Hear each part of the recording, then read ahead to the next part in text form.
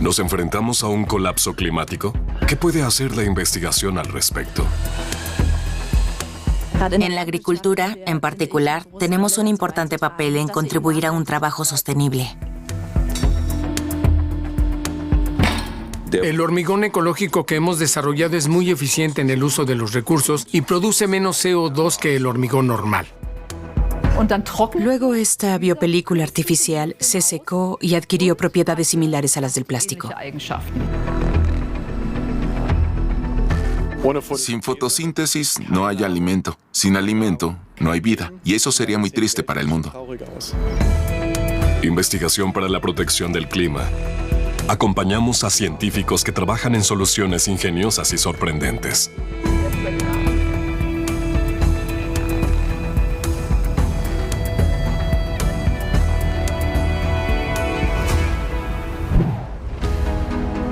Un descubrimiento por pura casualidad. En la Universidad de Gießen se está investigando un nuevo bioplástico que podría revolucionar la industria del plástico. Las mezclas de prueba están listas. Susanne Vesper y Elisabeth Pollon, del Departamento de Ecología Animal de la Universidad de Gießen, han descubierto un material que podría sustituir al plástico convencional. Por casualidad, tras un proyecto de estudio, olvidaron desechar un recipiente con algas y caparazones de crustáceos. Eso fue hace 5 años. Desde entonces, ambas investigadoras no han dejado de experimentar con su nuevo plástico. Han probado y mejorado repetidamente el material para hacerlo resistente a rasgaduras, elástico y duradero. Todo ello sin añadir productos químicos.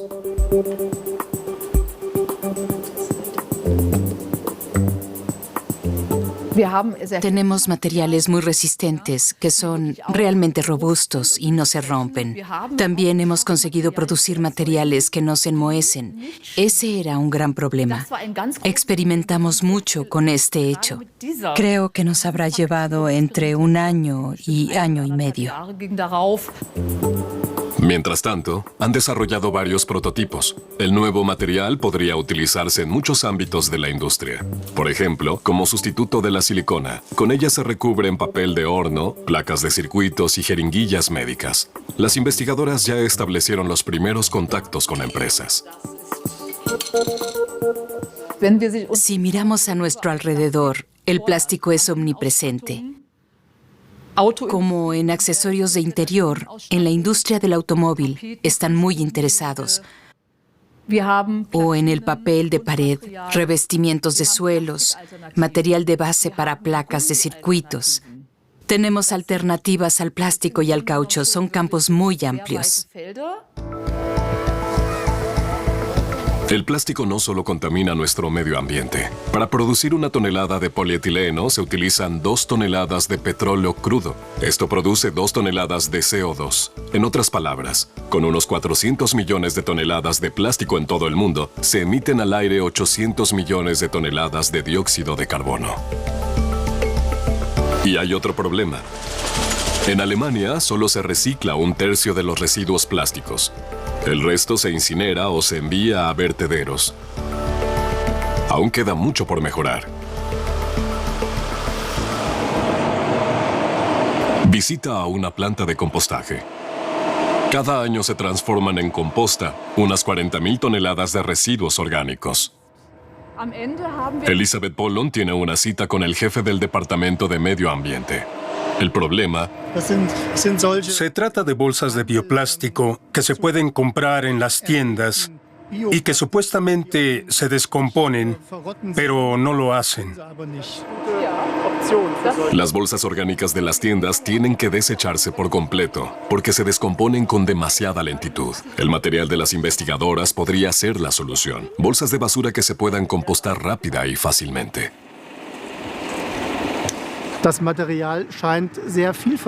El material parece muy prometedor.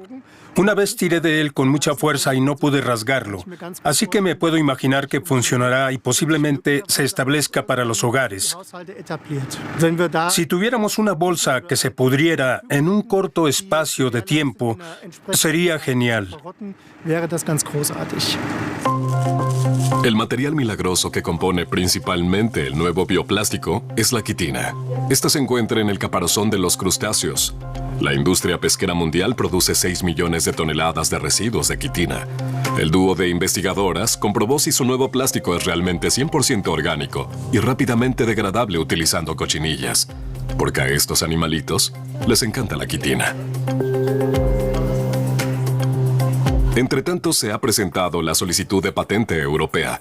Esto se debe a que en todo el mundo se demandan materiales sustitutivos de los plásticos. Las primeras empresas ya se han registrado. Ahora se pueden crear productos concretos. Para Elizabeth Bollon, sigue siendo una historia increíble. Fue un largo camino hasta llegar allí. Estuvieron rasgados, rotos, mohosos, pero ahora tenemos un material o varios materiales que considero viables. Para las dos investigadoras, está claro que seguirán adelante. Su trabajo es importante, reducir los residuos plásticos y el CO2 gracias a un descubrimiento accidental. Abriendo nuevos caminos. Por ejemplo, en la agricultura, como aquí en el estado federado de Hesse, ¿crece en este campo cercano a Fulda el futuro de una dieta sin carne? Se toma almidón de maíz, salvado de avena, harina de soya, agua y especias. Pero sobre todo, estas habas de campo para el llamado Proyecto Hamburguesa de la Universidad de Ciencias Aplicadas de Fulda. Stephanie Hackspiel es experta en alimentación colectiva. Junto con su equipo quiere desarrollar un nuevo tipo de sustituto de la carne a partir de legumbres ricas en proteínas, sin aditivos artificiales y apto para la gastronomía a gran escala. Eso significa que tiene que ser muy fácil de manejar, por lo que tengo que preguntarme, ¿están congelados los productos? ¿Puedo sacarlos individualmente para poder procesarlos en diferentes tamaños de porción? Muchos productos ya comercializados tienen una larga lista de ingredientes, colorantes y conservadores, potenciadores del sabor y espesantes. Los científicos hablan de adhesivos industriales. Quieren mantener esto fuera de sus hamburguesas de habichuela, pero el aglutinante sigue causando dolores de cabeza. Actualmente tenemos copos de avena, pero también diversas harinas y otros almidones en el producto. También hemos trabajado con harina de coco, pero no podemos producirla en Alemania. Y nuestro objetivo es también desarrollar productos regionales y una cadena de procesamiento regional. Esto significa que no solo el cultivo, sino también toda la transformación debe tener lugar aquí, en Alemania. Las habichuelas proceden de la misma región. Pequeñas, grandes, muchas mitades, lo que no es tan bueno. La universidad colabora estrechamente con la granja ecológica certificada Antoniuskopf en Hesse. Aquí ya han hecho pruebas con diversas legumbres. Y por lo tanto, son pioneros, porque en lo que respecta a las habichuelas, aún queda mucho por hacer.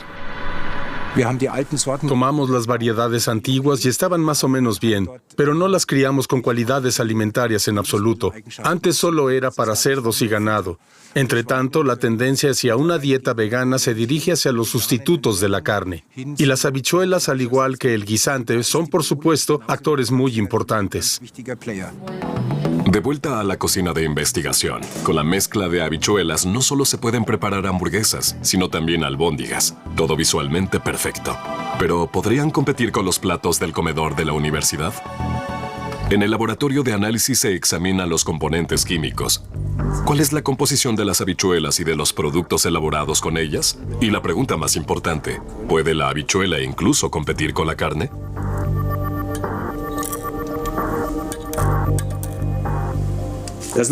Es una buena pregunta. Las habichuelas tienen un alto contenido en proteínas, por lo que se acercan mucho a la carne como fuente de proteínas. La cuestión es, ¿qué más contienen? Veamos qué beneficios adicionales tienen las habichuelas, qué ingredientes nutricionales y fisiológicamente importantes, como vitaminas y oligoelementos, contienen. Para ello, determinan cómo afecta el proceso de fabricación a los componentes individuales de las hamburguesas de habichuelas, hasta el átomo más pequeño. Esto les permite comparar directamente las habichuelas y la carne. El objetivo, un sustituto sano de la carne que además proteja el medio ambiente.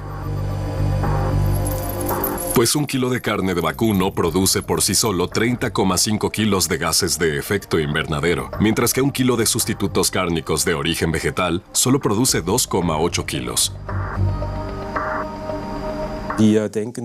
Creemos que una dieta basada en plantas puede contribuir muy bien a reducir, por un lado, las emisiones de CO2 y por otro, ahorrar el elevado consumo de agua, que en última instancia necesitan los animales. Se trata de transformar el sistema alimentario hacia un concepto quizá mejor o más neutro para el clima. En Alemania, unas 16 millones de personas se alimentan a diario en las cocinas de los comedores. Los científicos afirman que renunciar a la carne al menos una vez a la semana tendría un enorme impacto en el medio ambiente. Con su proyecto de hamburguesas, han hecho grandes progresos, pero aún no han alcanzado todos sus objetivos.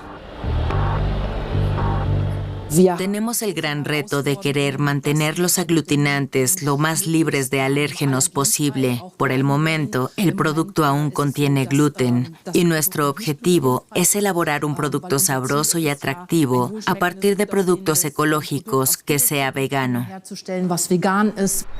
Y que protege el clima.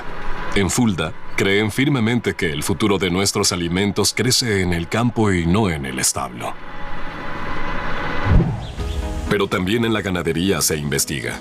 Menos estiércol y metano de las vacas para mejorar el clima.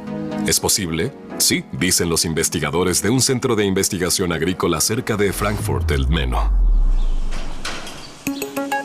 Estas vacas no son solo vacas, sino están al servicio de la investigación. Investigadores agrícolas de la Universidad de Gießen trabajan en la granja de Gladbach desde hace unos 3 años. La brasileña Daisy Knopp es experta en metano. Todos los días mide lo que comen las vacas, cuánta leche producen y cuánto metano emiten. Sin embargo, las mediciones no se realizan en el estiércol, sino en el comedero. Hemos instalado una manguera aquí para este propósito y tenemos un dispositivo que lo recoge, pues entre el 80 al 90% de las emisiones de metano de las vacas provienen del rumen, del proceso de rumia. Por eso instalamos este dispositivo aquí junto al comedero. Pues el metano es un veneno climático, unas 25 veces más nocivo que el CO2. Una sola vaca eructa y ventosea unos 100 kilos de metano al año. Además, se producen unos 20 metros cúbicos de estiércol por animal y año. Con unos 10 millones de cabezas de ganado en Alemania, son unos 200 millones de metros cúbicos de estiércol. Aquí es donde entra en juego el proyecto Lácteos Verdes, Green Dairy. El equipo está formado por biólogos e investigadores agrícolas y medioambientales. Su proyecto está financiado por el estado de Hesse durante 4 años. La pregunta, ¿cómo puede la ganadería lechera ser más sostenible? Los investigadores han dividido a las vacas en diferentes grupos.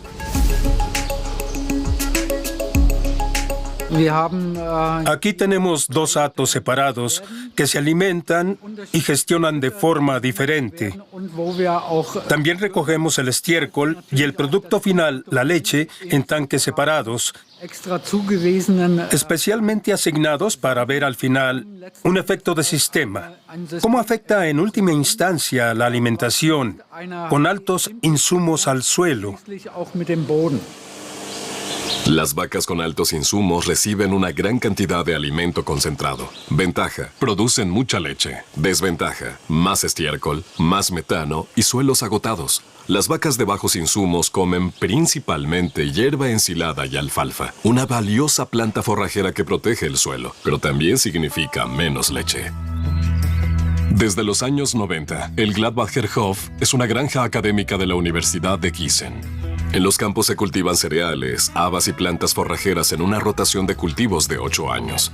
Los investigadores toman muestras del suelo. Utilizan el contenido de nitrógeno para medir qué plantas son buenas para el suelo. La alfalfa es una especie de superplanta. porque puede fijar entre 300 y 400 kilos de nitrógeno atmosférico por año y por hectárea, que también está disponible para los cultivos posteriores. Enraiza muy profundamente y puede seguir creciendo bien incluso en periodos secos, cuando no llueve durante 3 o 4 semanas. Unos campos más allá, la bióloga Franziska Charn analiza la concentración de gases de efecto invernadero CO2, metano y óxido nitroso en este campo. El estiércol de los 2 hatos de vacas de investigación se esparce en una parte del campo respectivamente. Para la bióloga es apasionante ver cómo difieren los suelos. Aquí se cierra el círculo de la investigación. Ahora estoy midiendo sobre todo las diferencias entre los gases que se forman en el suelo. Esto depende sobre todo del microbioma del suelo. Y esto puede verse influido por cómo se fertilizan los campos o qué plantas se cultivan. Y por supuesto, me interesa saber qué sistema es mejor para el medio ambiente. Algunas vacas producen de forma natural menos metano que otras. Los investigadores podrían aprovecharlo para crear en el futuro un modelo de vaca respetuosa con el clima. No podemos detener las emisiones de metano. Se trata de un proceso natural, cuando las vacas rumian. Pero hay métodos con estrategias de alimentación o selección genética con los que ya podemos reducirlo. Aún es pronto para obtener resultados, pero los planteamientos aquí expuestos podrían ser pioneros para la agricultura del futuro. Del establo a la ciudad. En la Universidad de Kassel se está desarrollando un hormigón especial. Ahorra recursos y es bajo en CO2, porque el cemento del hormigón convencional es un asesino climático. Estos no son adoquines cualquiera. Los desarrollaron el técnico en residuos David Lanner y el científico de materiales Bernhard Middendorf. Tiene buen aspecto y también las propiedades que debe tener un adoquín. Los 2 científicos de la Universidad de Kassel quieren hacer del hormigón un material de construcción más ecológico. Necesitamos hormigón para construir nuestras infraestructuras. No se puede construir un puente de autopista sin hormigón, pero estos hormigones contienen una elevada proporción de cemento. La producción de cemento produce mucho CO2 y si ahora reducimos el contenido de cemento utilizando materiales alternativos, también reduzco la huella de CO2. En la cercana planta de producción de energía han encontrado este material alternativo para la producción de hormigón a partir de residuos, la ceniza que se produce durante la incineración. Solo aquí se producen 50,000 toneladas al año, un material reciclable desaprovechado, muy interesante para la producción de cemento que es insustituible como aglutinante en el hormigón. Para mí es muy emocionante porque reúne la perspectiva del reciclaje. En otras palabras, tenemos un material residual que queremos utilizar, que queremos mantener en el ciclo, combinado con una cuestión importante en términos de protección del clima y de la sociedad. Como sociedad, tenemos necesidades que cubrimos con infraestructuras de construcción y para ello necesitamos materiales de construcción. Llevan 3 años trabajando en el laboratorio de la universidad para descubrir el secreto de la ceniza de óxido y determinar sus propiedades físicas y químicas. ¿Qué componentes se unen bien al hormigón? ¿Cuáles, por el contrario, merman su resistencia? El polvo finamente molido es adecuado como sustituto del cemento, pero los trozos gruesos de ceniza también son adecuados como ingrediente del hormigón. Así se ahorran más recursos. Al mismo tiempo, queríamos la fracción más gruesa como sustituto de los áridos y así proteger los depósitos de arena y grava. Según el equipo de investigación, el cemento es el material que más se produce en el planeta. Cada año se hornean en el mundo unas 4,000 millones de toneladas, con un elevado consumo de energía. Por eso se intenta sustituir gradualmente el contenido de cemento en la producción de hormigón por cenizas.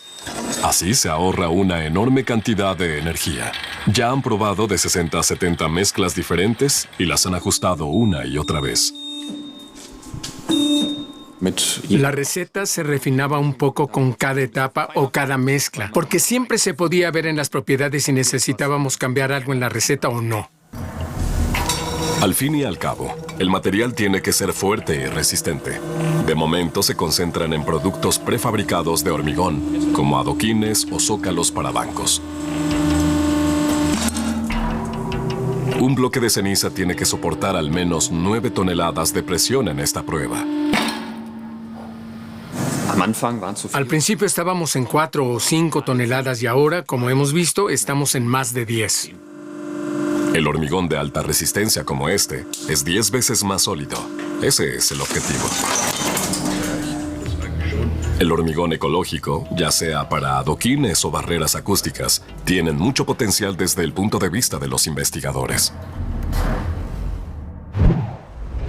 En el Instituto Max Planck de Marburgo, quieren burlar a la naturaleza. Durante la fotosíntesis, el CO2 se toma del aire. Los investigadores están construyendo una versión turbo aún mejor. El ciclo de la vida comienza con la fotosíntesis. Hace más de 3.000 millones de años, los organismos vivos empezaron a utilizarla para sí mismos. Sin fotosíntesis no habría crecimiento vegetal, afirma Tobias Serb, investigador del Instituto Max Planck. Este proceso le sigue fascinando.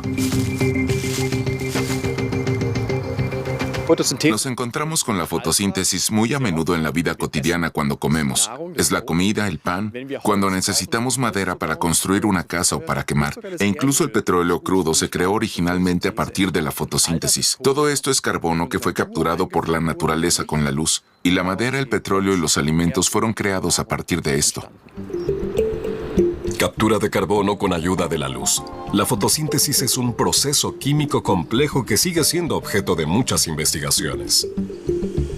La planta utiliza la luz solar para convertir el agua en oxígeno. Esto libera energía química, lo que permite a la planta obtener carbono del aire en forma de CO2.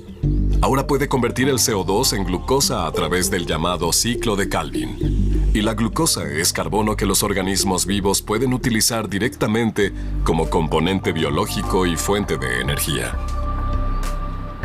Así que si queremos vivir, si queremos crecer, si queremos movernos, tenemos que consumir energía en forma de carbono. Y para lo que también necesito carbono es para la vida cotidiana. Por ejemplo, cuando llevas una chaqueta con tejidos modernos, cuando sostienes un teléfono móvil en la mano, el plástico también está hecho de carbono. Así que todo lo que necesitamos en la vida cotidiana y que necesitamos biológicamente como humanos está basado en el carbono. Y para eso necesito la fijación del carbono. En otras palabras, la conversión de CO2 en carbono que la planta pueda utilizar. Tobias Serb y su equipo llevan años investigando este tema y han descubierto que el proceso aún puede mejorarse. En el ciclo de Calvin, el proceso químico clave de la planta, se encuentra la importante enzima rubisco. A pesar de millones de años de evolución, la rubisco es cualquier cosa menos perfecta. Este es el motor, por así decirlo, que absorbe el CO2 del aire y lo introduce en la planta. Y este motor es lento y tiene un número alto de fallos de encendido y hemos mirado alrededor en la naturaleza y hay alternativas a ella y una es esta luz azul aquí, llamada SR. Puede fijar el CO2 10 veces más rápido que la rubisco y comete muchos menos errores. Desde nuestro punto de vista es un punto de partida casi perfecto para la fotosíntesis artificial. Sin embargo, la enzima no puede sustituirse así nada más. Esto se debe a que la SR procede originalmente de bacterias que no tienen nada que ver con las plantas. Es como en la vida real. Si sustituyo una pieza, la nueva no tiene por qué encajar necesariamente en la nueva máquina. Un ejemplo podría ser, tienes un motor diésel y ahora quieres instalar un principio completamente nuevo, un sistema de propulsión eléctrico. Eso no encaja en el motor diésel, así que tengo que buscar un diseño completamente diferente y construir una máquina completamente nueva en torno a este nuevo componente. Y ese es el reto. La nueva máquina química es el nuevo motor de la fotosíntesis, por así decirlo. Para ello se necesitan módulos adecuados, enzimas que se encuentran en todas partes de la naturaleza. En otras palabras, buscamos enzimas en la naturaleza que lleven a cabo reacciones muy similares a las que necesitamos para nuestra vía metabólica. Pero a veces hay que ser un poco más creativo. Y entonces sí, hay que buscar en todos los ámbitos de la vida. Organismos marinos, órganos humanos, bacterias. Como detectives, los investigadores han buscado por toda la naturaleza y han encontrado la mezcla adecuada. Ahora han desarrollado un proceso de fotosíntesis capaz de captar CO2 10 veces más eficazmente que una planta. Las posibilidades son casi ilimitadas. Por ejemplo, podría decir que sí, que quizá podríamos diseñar nuevas plantas en el futuro que capturen mejor el CO2. Pero también podría pensar en hacerlo todo en un reactor. Tenemos puntos en los que se libera mucho CO2, en fábricas, en otros procesos de nuestra vida. Podría intentar incorporar el CO2 a través de bacterias, a través de grandes tanques donde el CO2 se captura biotecnológicamente y entonces puedo utilizar este gas residual para producir un producto interesante para la vida cotidiana. Por ahora todo sigue ocurriendo en el laboratorio. Los investigadores de Marburgo han tardado muchos años en copiar y mejorar la fotosíntesis, un proceso que tiene miles de millones de años. Aún queda mucho camino por recorrer antes de que pueda utilizarse a escala industrial. Pero han puesto una primera piedra importante: filtrar más eficazmente el CO2 de la atmósfera y garantizar así un clima mejor protegido.